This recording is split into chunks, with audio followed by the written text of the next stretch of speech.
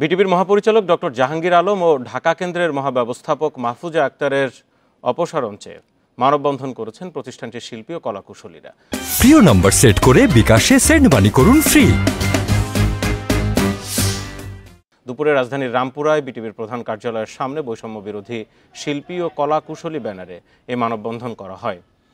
শিল্পীদের অভিযোগ, বিটিভিতে চরম অব্যবস্থাপনা, কর্তৃপক্ষের স্বেচ্ছাচারিতা, দুর্নীতি, অনিয়ম ও স্বজনপ্রীতি চলছে। ফলে দেশের জনগণের টাকায় চলা ঐতিহ্যবাহী প্রতিষ্ঠানটি ডুবতে বসেছে। অব্যবস্থাপনা, দুর্নীতি, স্বেচ্ছাচার ও অডিশন কেলেঙ্কারি বন্ধের দাবি জানান তারা। ঢাকা কেন্দ্রের প্রোগ্রাম ম্যানেজার মোল্লা আবু তৌহিদ ও তার সহযোগী সুমন রেজা, ডিজাইন শাখার কন্ট্রোলার মোহাম্মদ সেলিম এবং হিসাব শাখার আতাউর রহমানকে অবিলম্বে অপসারণ ও বিচারের দাবিও জানানো হয় এই মানববন্ধন থেকে।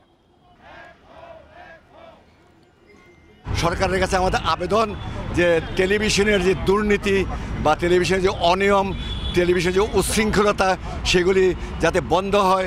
এই দুর্নীতিগ্রস্ত অফিসারদের বিচার চাই। Number 1 DG, number 2 GM, number 3 Tohid এবং প্রশাসন পিএম এবং তহিদ, সুমন গং, সুমন রেজা খান এবং ফারুক, এদের এই সিন্ডিকেটের বিচার চাই। কারণ আমরা সাধারণ